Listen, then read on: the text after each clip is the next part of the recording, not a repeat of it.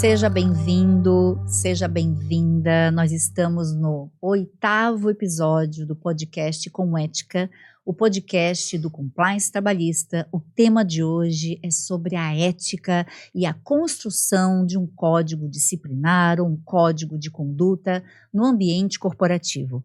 Eu tenho um convidado muito especial.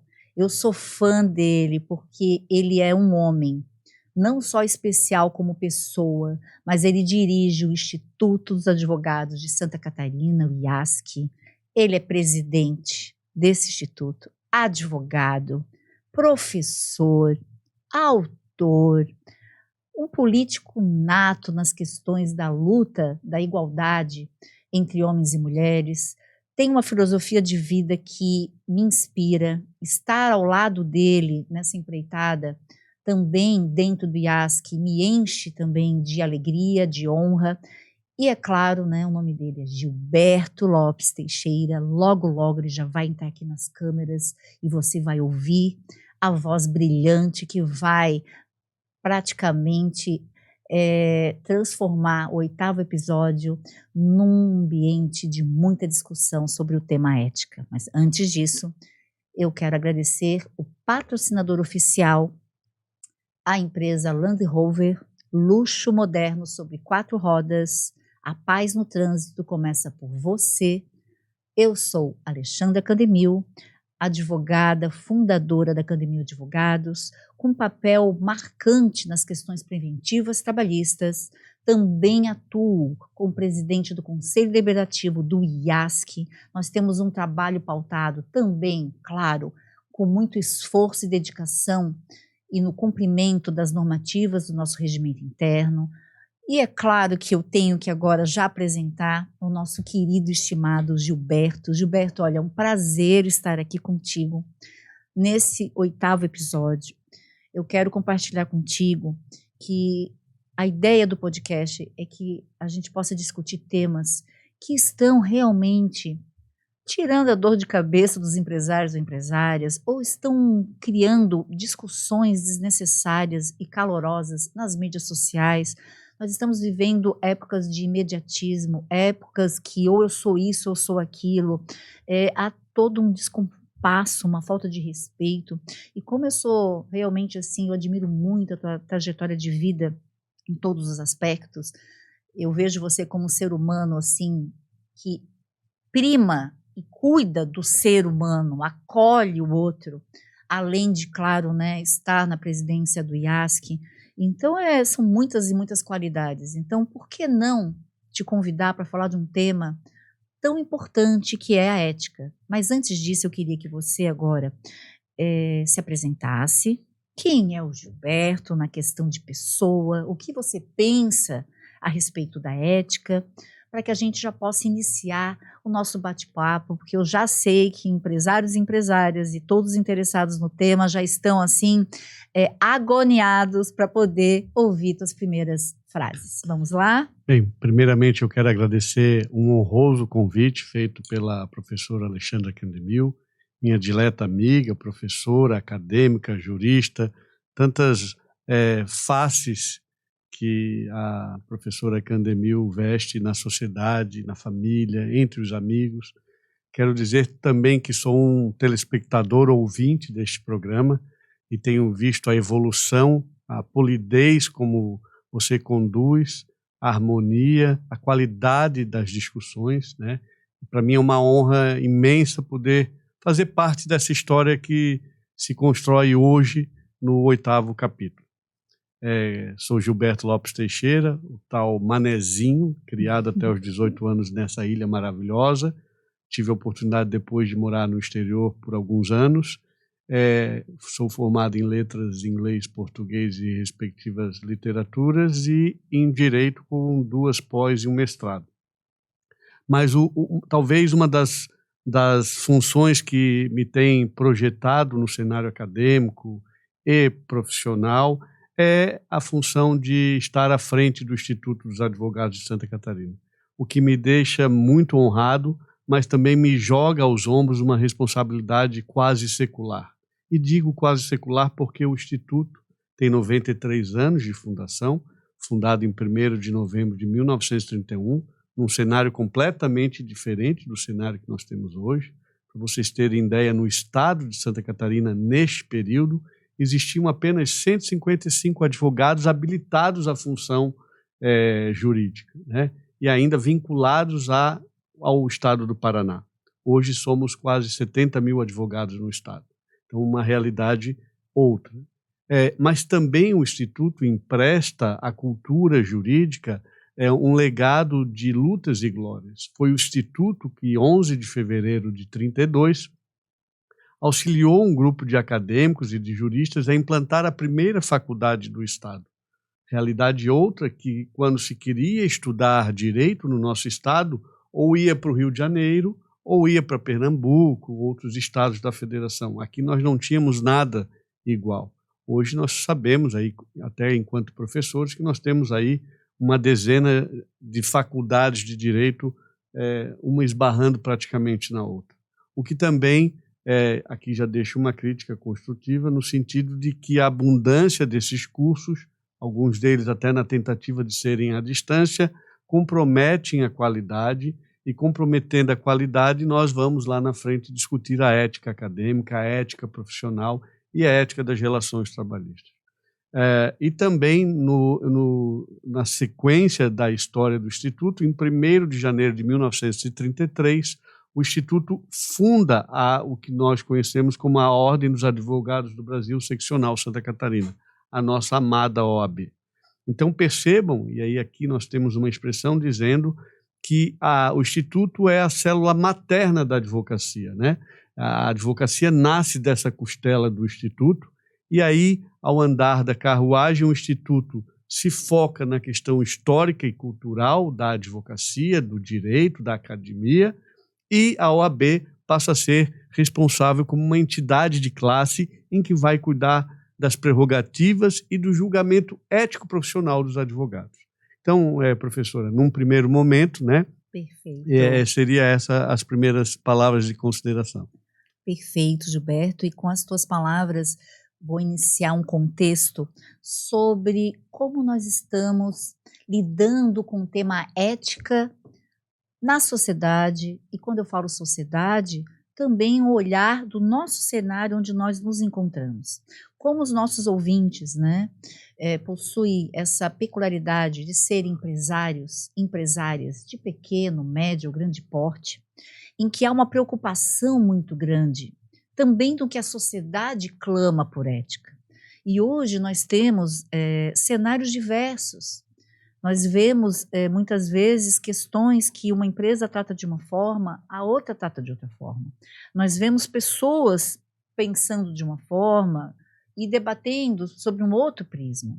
A questão toda não é eu pensar diferente do outro, não é uma empresa ser diferente da outra. A questão é, e aí eu defendo algo meu, que a ética ela tem um valor de que o que eu faço é para o bem de todos. Quando eu faço algo para o bem de todos, eu acabo atraindo um cuidado com a coletividade. E seja no ambiente empresarial ou não, eu faço os meus atos com coerência com o que eu vivo.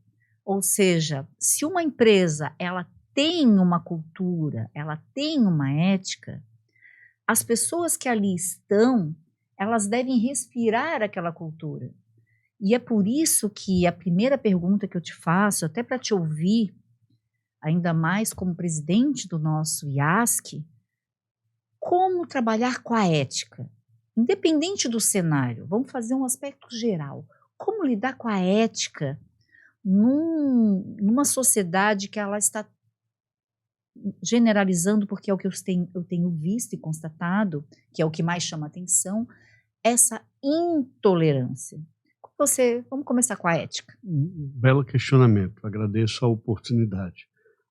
E aqui rememoro algumas palavras e até algumas preconceitos que o nosso saudoso comendador César Pazzo costumava abordar, que são as categorias das palavras, né?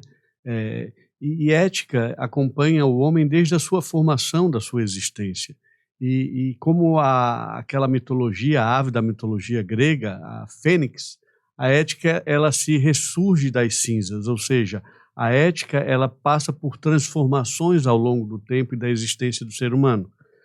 Tanto é verdade que desde os primórdios, Sócrates, Aristóteles já debatiam, né, a ética enquanto sociedade, a ética enquanto indivíduo, a ética enquanto uma coletividade, né? Se nós formos analisar a palavra ethos, é uma palavra grega que trata de comportamento habitual, de costumes, né? E não necessariamente a ética de um povo, a ética de uma profissão se coaduna com outros povos, com outras culturas, né? E trago aqui como exemplo alguns povos indígenas, quando nasce um filho que tem algum problema mental, algum problema de distúrbio, a mãe leva esse filho até a selva e deixa ele lá até que a morte o sucumba. Para as nossas culturas, isso é algo perverso, é algo antiético, mas percebam que a realidade que ela tem, a cultura, a ética que foi desenvolvida naquele ambiente, permite que ela faça isso, né? Então, quando a gente fala de ética, nós primeiro precisamos conceituar, e aí aqui eu vou usar um exemplo muito simplório, mas que acredito que muitas pessoas vão levar para as suas vidas. Ética nada mais é, e aqui não vou me socorrer de Platão, de Aristóteles ou nenhuma doutrina, mas um aprendizado que a gente tem por tradição. Ética é tudo aquilo que você faz, toda aquela atitude, aquela ação que você faz, que se porventura seus pais soubessem que você fez, não iria envergonhá-los de forma alguma. Então, uma frase muito simples, mas que permite que você possa refletir se a sua conduta, se as suas ações, se as suas palavras são éticas na medida em que trariam uma felicidade, um orgulho àqueles que lhe criaram, né? Então, no mundo empresarial, ser um empresário ético não é abdicar do lucro, até porque o capitalismo vive de lucro. Ser um profissional ético é aquele profissional que, acima de tudo, é transparente na sua comunicação, cria metas em que os seus colaboradores podem saber aonde estão e para onde podem ir, até que ponto podem crescer no ambiente, na organização, né? E eu costumo dizer, e até porque vivenciei isso quando era adolescente, aos 18 anos eu fui para os Estados Unidos e entrei numa rede de restaurante. E lá eu tive a oportunidade de ser todas as funções do restaurante. E a ética nessa organização me sinalizou, não é porque você entra sendo um lavador de prato que você vai passar o resto da sua vida sendo um lavador de prato. Isso. E isso também não desmerece, porque cada função dentro de uma organização tem a sua primazia, tem a sua beleza, né, a sua essencialidade. E é isso que os empresários têm tentado reconstruir após essa evolução pós-modernidade, após a Revolução Industrial, após uma pandemia que deveria ter mudado muitas dos conceitos, das atitudes. Então, o ser humano está em franca evolução. Por vezes a gente dá 2 passos para trás para depois ir à frente, por vezes a gente recua, e esse dinamismo faz com que o direito sempre siga esse fato social. E aí essas relações trabalhistas precisam, por vezes, serem repaginadas. A gente precisa, como a professora Candemil tem feito sempre na sua vanguarda, deixar de judicializar todas as questões, de criar condutas preventivas, protetivas, acolhedoras. Então, deixar um discurso de guerra, e até a guerra, nós temos o Código de Ética da Guerra, né?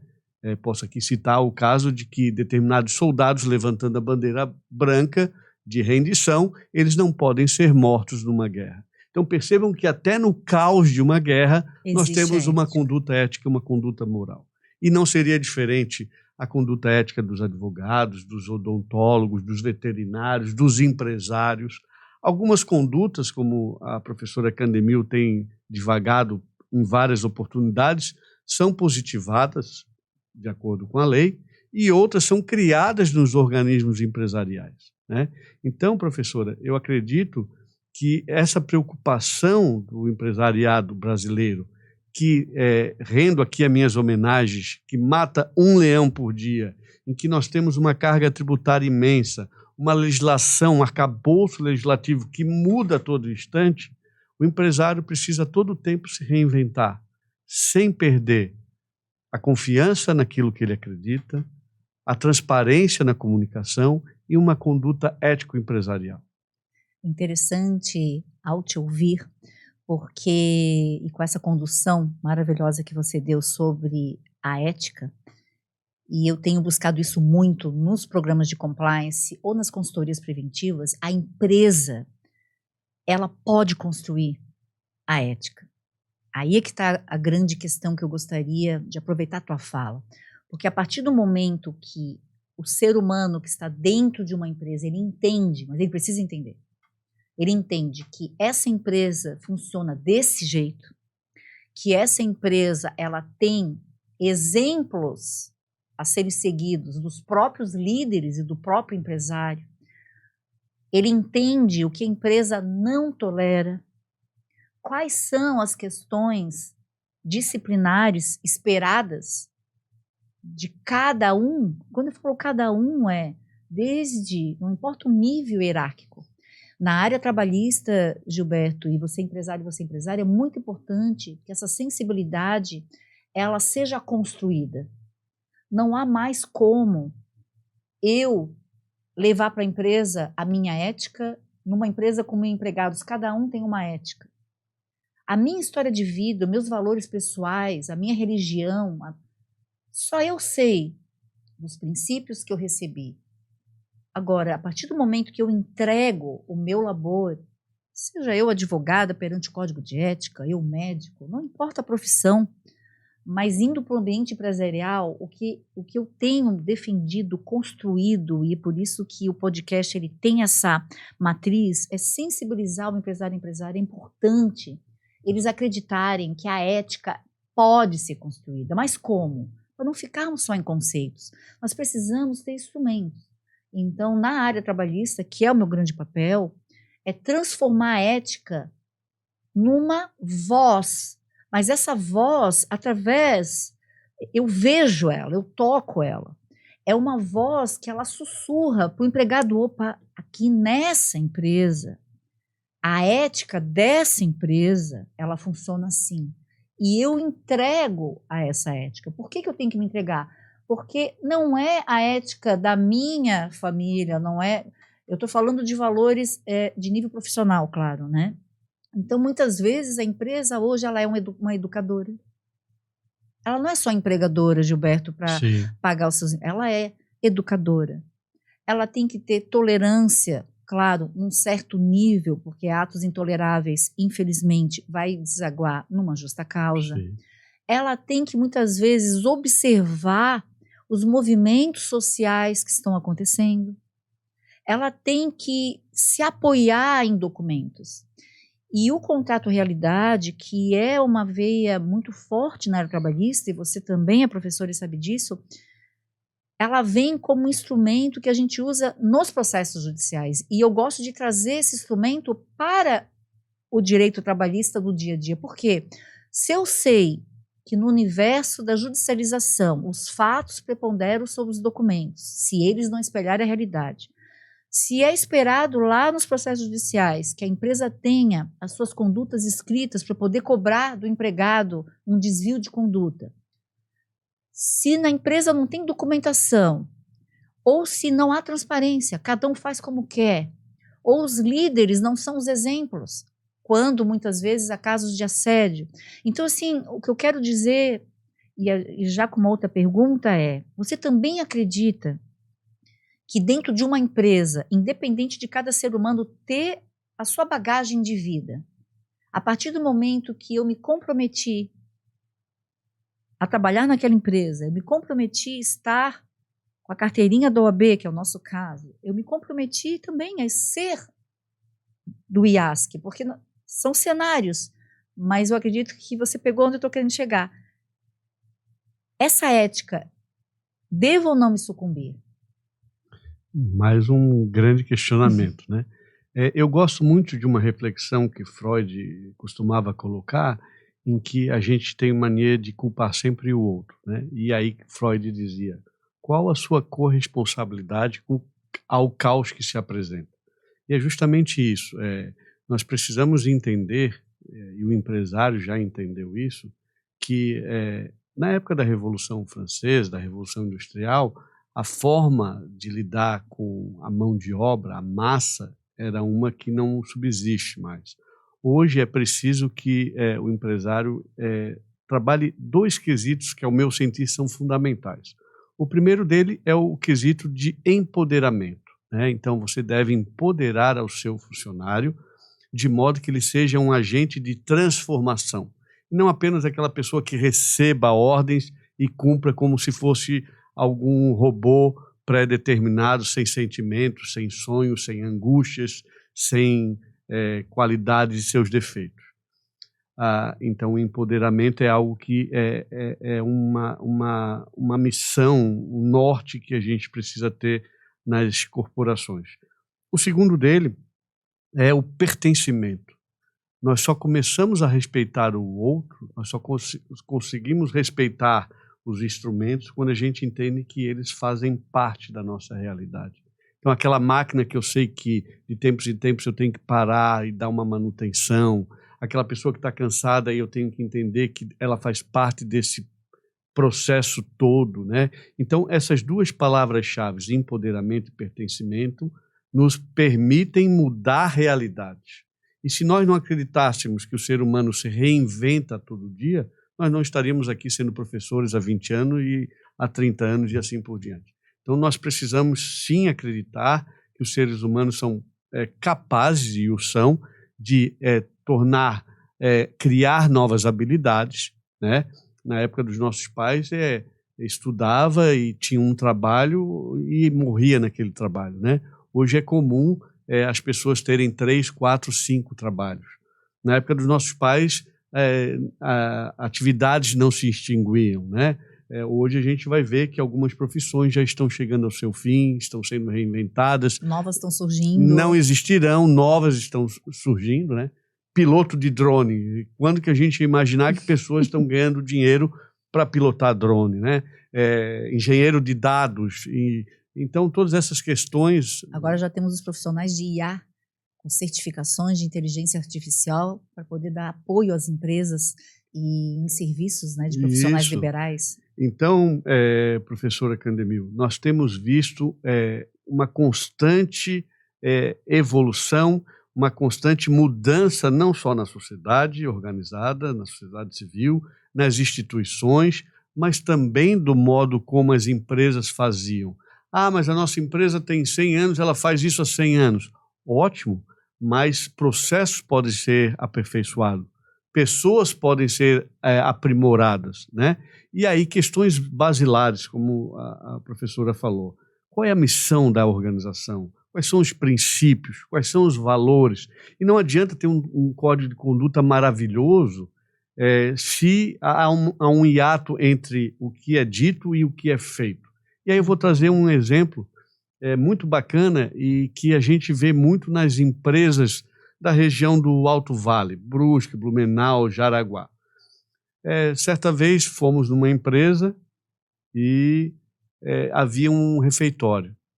O refeitório, você já entrava, tudo muito limpo, mais limpo talvez que muitas casas que a gente via.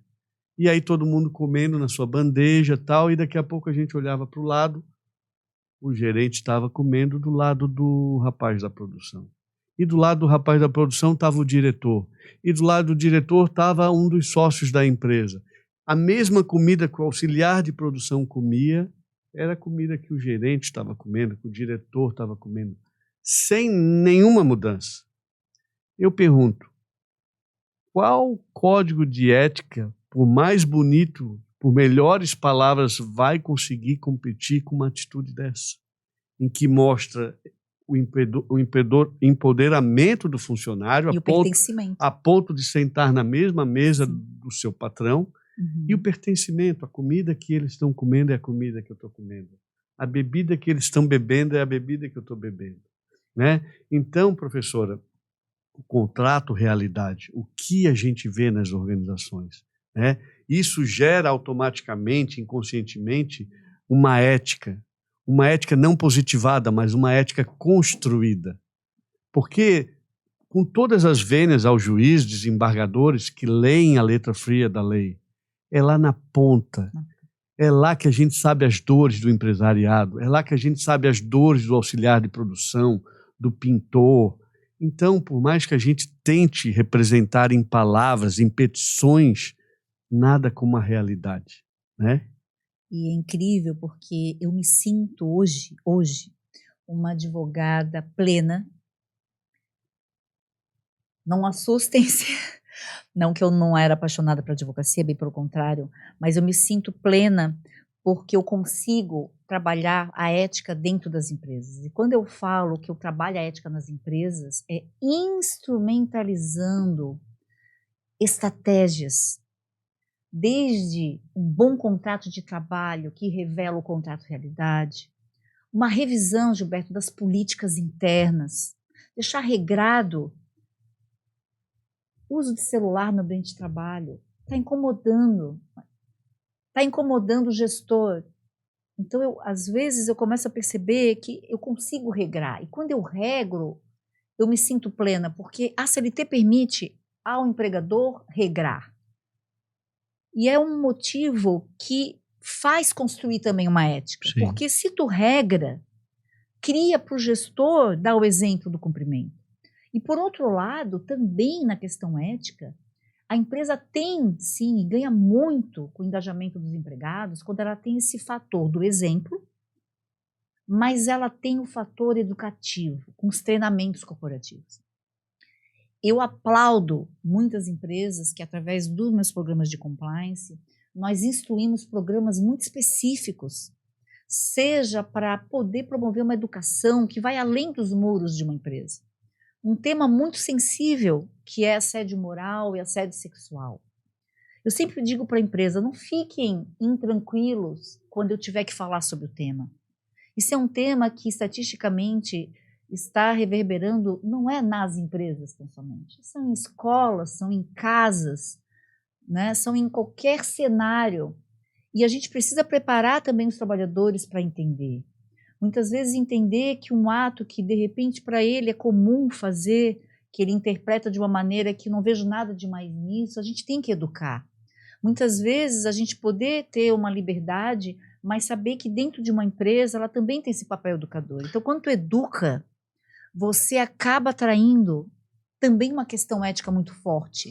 Eu percebo que na omissão da família, por alguma razão ou por outra, um pai separado, uma mãe separada, viúva, enfim, algo que acontece no núcleo familiar, uma omissão, uma falta de instrução, a omissão do Estado, o Estado que deveria prover lazer, educação, saneamento, saúde, nessas ausências do núcleo familiar, nessas ausências do Estado, os empresários estão assumindo uma responsabilidade talvez inovadora, que talvez não lhes cabiam, de dar continuidade no processo educacional, não só de alfabetização ou educacional em termos de academia, universidade, e aí aqui também rendo o meu louvor aos empresários que já entenderam que investir na educação, investir nas universidades, bolsas de estudo, mestrado, isso reverbera e o universo traz de volta, né, a lei do universo. Mas eu percebo também que novas formas de investir no seu empregado, não só com salário. Pesquisas, professora, têm dito que o salário é o quarto índice, numa categoria, que traz satisfação para o funcionário. O primeiro deles é o pertencimento. Eu estou pertencendo a um lugar, empresa, lugar que eu gosto, que me acolhe. O segundo é ter a possibilidade de eu ascender aonde eu estou. Eu hoje sou auxiliar de produção e lá na frente eu sei que se eu fizer cursos, se eu tiver assiduidade, se eu for comprometido com a causa, a missão, eu terei a chance de crescer. Segunda etapa. A terceira etapa é justamente essa ideia de eu poder interagir, criar, revolucionar processos e ter a minha voz ouvida pelas lideranças. E aí o quarto quesito é salário, benefícios. Então, perceba que o salário ele vai satisfazer momentaneamente, mas a médio e longo prazo, outras questões vêm à frente do salário. Isso vem numa direção muito importante que a própria CLT, que eu denomino CLT Flex, ela criou diversos benefícios pós-reforma trabalhista para atrair e reter os trabalhadores da empresa com benefícios que vão desde a matrícula... E com segurança jurídica, porque antes Exato. O empresário queria ajudar, mas não ajudava com medo, porque não, vão dar a natureza salarial, vem reflexo de 13º, férias, aquela coisa toda. E acho que evoluímos, né? O arcabouço hoje nos permite, ao menos a lei positivada, é claro que ainda há aí uma uniformização de entendimento, mas hoje nos permite ao empresário, eu às vezes digo nós porque também tenho uma empresa, também tenho funcionários, então sei como mas que às vezes a gente pode ir além ou quer ir além, e hoje nós temos essas possibilidades, né? E por incrível que possa parecer, você empresário e empresária que estão aqui ouvindo, quando eu faço os mapeamentos prévios de compliance para fazer a reestruturação e auditoria, enfim, tem uma fase do processo do compliance, tem uma fase muito especial do compliance trabalhista, em que há um pedido para uma maior flexibilização nas questões salário versus benefícios. E quando eu apresento que existe uma segurança jurídica na própria CLT, dando o direito ao empregador conceder uma lista de benefícios que não configura salário, exemplos aqui, né? Ajuda de custo. Inclusive de modo habitual, né? De modo habitual, como ajuda de custo combustível, vou dar os mais modernos, uma ajuda de custo aluguel para aqueles trabalhadores que estão chegando na cidade, você quer oferecer algo a mais para ele, para poder concorrer com a expectativa dele, você pelo menos paga o aluguel dele, para ele estar aqui, vamos, no caso aqui nosso, aqui Florianópolis, é um exemplo só. Existem a questão de o empregador prometer e cumprir com benefícios, como metas, prêmios, e isso tudo com segurança jurídica. Então, hoje a gente pode até afirmar que conceder benefícios aos empregados tem garantias trabalhistas, e isso transfere para o empregado o pertencimento, um maior engajamento, e é claro, né, em contrapartida a gente também vê a empresa, quando há esse equilíbrio, vendo que os empregados ali permanecem, porque também tem essa questão, né, Gilberto, hoje, como você falou, há muita rotatividade, e de gente boa. Não é rotatividade porque a empresa está despedindo, não. Está crescendo o número de pedidos de demissão. Como fazer quando o empregado pede demissão? A empresa tem que olhar isso quando ela se surpreende. E geralmente o que eu tenho visto, e concordo contigo, pode acontecer por falta de pertencimento, pode ser por falta de benefícios, pode ser a falta de um olhar mais cuidadoso sobre o que ele precisa e mais. Quais são as expectativas de crescimento, mas de uma forma transparente, que pode acontecer que a empresa, conforme o tipo de tamanho, não comporte aquela hierarquia de cargos, mas que isso seja transparente, porque aí a gente vai acabar indo para a questão dos conflitos, que a pessoa espera algo que ela acha que foi dito na admissão, mas não é cumprido, ou às vezes é o empresário que começa a perceber que o empregado não está fazendo o que ele quer. Como que resolvemos isso? Eu costumo dizer que as empresas precisam ter olhos de ver e ouvidos de ouvir, né? Porque muito do que se é dito não se absorve as entrelinhas, né? Eu costumo dizer também, e aqui vou usar uma analogia, uma relação homem-mulher, ela começa com interesses mútuos, mas necessariamente essa relação ela se solidifica dia após dia através de condutas, de atos, mas acima de tudo de uma comunicação transparente. Olha, na nossa relação nós vamos admitir uma terceira pessoa? Não, não vamos. Então essa é uma premissa que foi referendada e homologada por ambos. Nós vamos admitir a cada 3, 4 meses sairmos para viajar, uma viagem local, uma viagem internacional? Legal. Então tá, para isso o que nós precisamos? Economizar alguns valores. Então, você vai criando mecanismos para que essa viagem aconteça. Também é assim no mundo corporativo, né? Todo mundo quer ter possibilidades e ganhos não só financeiros, mas outros ganhos tantos como os benefícios que nós comentamos anteriormente. O que é preciso para que isso aconteça? Então, essa construção, essa fórmula que não é pronta, porque essa fórmula varia para a empresa A, para a empresa B, para a região onde essa empresa, né? Às vezes, professora, a mesma região, a mesma empresa, na região sul ela vai ter um comportamento, na região norte ela vai ter outro comportamento e na região nordeste, né? Então, percebam que não existe nada pronto, né? E essa construção, ela é feita, no mínimo, em via dupla, empregado-empregador. E aqui eu também preciso fazer uma ponderação. A cultura em que nós vivemos, né? Então, e aí aqui eu rendo a minha homenagem a você, Alexandra, que foi perspicaz mais uma vez e começou a fazer a via inversa. A pessoa hoje termina o curso de Direito, o que ela quer fazer? Processar. Sou advogado, como que ela vai representar aquela advogada? Entrando com ações na justiça. Quando, na verdade, nós estamos na via inversa. Nós temos que criar prevenções. Nós temos que criar um caminho do diálogo, um caminho da pacificação social.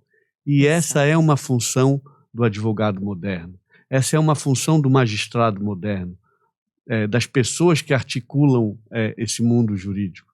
Você não precisa, para ser um bom advogado, para ganhar uma boa quantidade de dinheiro, você não precisa ir para o litígio. Você pode criar práticas preventivas, práticas pedagógicas, um diálogo com o empresariado, um diálogo com outro advogado que, porventura, lhe consulte. É o que acontece nos Estados Unidos. Muitas vezes os advogados do empregado e do empregador comungam em um acordo e levam apenas para o juiz homologar. E essa realidade hoje é permitida com a nova legislação trabalhista, mas que eu vejo muito pouco. Exato. E trago aqui um outro exemplo. No Japão, é uma vergonha para a sociedade você ter que contratar um advogado para resolver o seu problema. Quando você contrata um advogado, você está dizendo para a sociedade: eu sou incapaz de resolver os meus problemas. E no mundo ocidental, não. Contratar advogado é algo chique, é algo que é do poder econômico. Então percebam os valores e as éticas das sociedades como são alternadas, né? E como às vezes elas variam o mesmo problema. Então, os advogados, não que no Japão não tenha advogado, mas os advogados, eles são lá quando a lei determina as suas obrigações, as suas participações, mas para questões internacionais ou questões de grande monta. Mas essas relações de briga, essas relações de... É inadmissível, por exemplo, que a mais alta corte do nosso país tenha que se debruçar em casos de briga com quem vai ficar o cachorrinho, ou com quem vai ficar à guarda de um filho, quando, na verdade, o filho não foi feito nem por um nem por outro, mas por ambos, né? Sim. Então, essas questões de amadurecimento, a gente tem que entender que essas questões de ética, essas questões de transformação da sociedade caminham em evolução, caminham numa constante em que não há fórmulas prontas. E talvez esse seja o segredo que a professora Candemil está tentando dizer para você. A construção de um código de ética, a construção do que é certo e errado vai depender da realidade da empresa. E é por isso que o operador do direito precisa tirar aquela capa da justiça pesada, o formalismo, aquele linguajar rebuscado, e começar a falar a palavra da empatia, o vocabulário do amor, o vocabulário da austeridade. E é isso que os códigos de ética, que o compliance trabalhista tem a oferecer para você. E a professora, já em tantos episódios, tem dito e tem tentado pregar a cultura da pacificação, a cultura do compliance, a cultura do construir em conjunto. Não é de cima para baixo, não é de baixo para cima, não é por meio de greves ilegais, não é por meio de boicotes, não é por meio de vou faltar, vou botar atestado falso, vou botar N atestados. Não se ganha uma guerra assim. Se ganha uma guerra na cultura da conversa, na cultura do diálogo, na cultura de ambos levantarem a bandeira branca e falar: eu estou aqui de corpo e alma, né?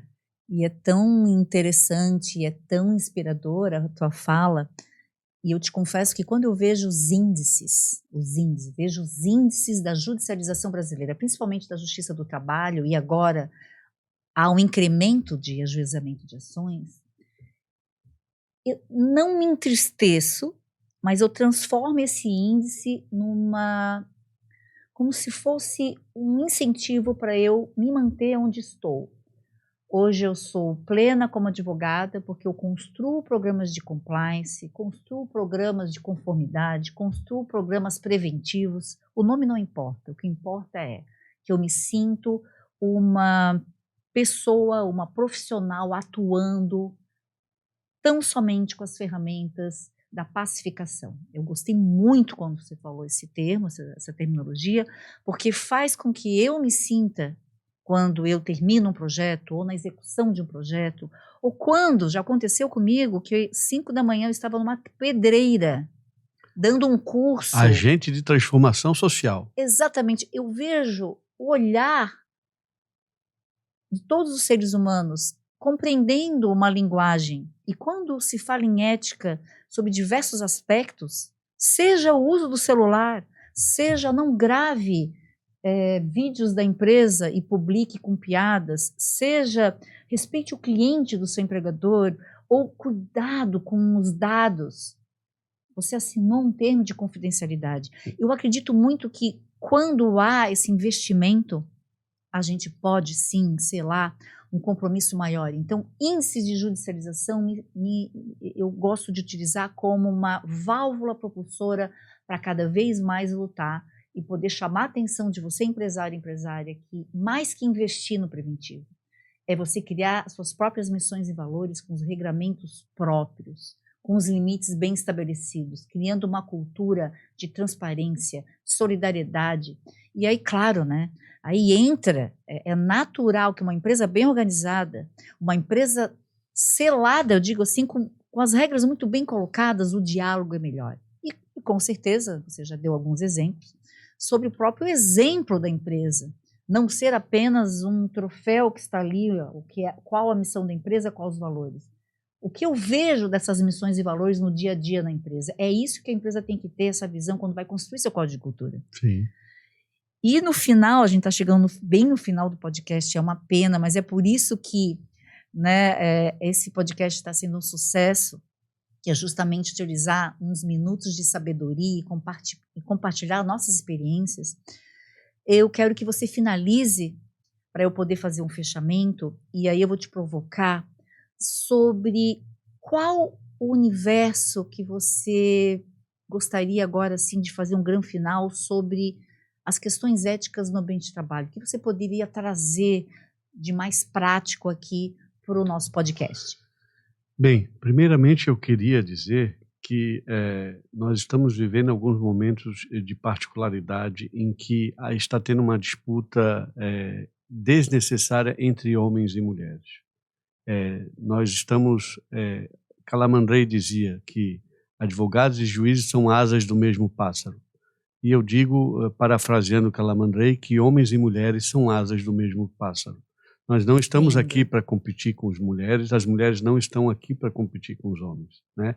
Tanto é verdade que eu tive a honra de, depois de 93 anos de Instituto dos Advogados de Santa Catarina, ter a nossa primeira mulher presidente do Conselho Deliberativo em 93 anos de história, né? E eu quero dizer que ética se constrói com homens e mulheres comprometidos com a revolução e a transformação social, queira de uma sociedade, queira de uma organização, queira de um departamento, ou queira da sala onde você trabalha. A gente pode pensar macro, como pode pensar também em microcosmos, né? Então, ética, ao meu sentir, quer falar de ética, comece ouvindo quem está do seu lado. Perfeito, excelente finalização. É sempre uma grande alegria poder estar na tua presença. E, claro, o 8º podcast com ética, o podcast do Compliance Trabalhista, finaliza com o tema ética e a construção do Código de Cultura.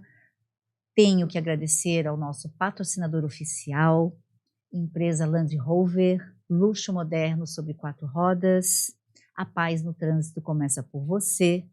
Muito obrigada pela atenção de cada um dos ouvintes, você empresário, você empresária. Muito obrigada. E para a gente finalizar, que eu sempre faço, Muito obrigado. foi um privilégio estar aqui com você. A honra foi toda minha. Obrigada. Obrigado.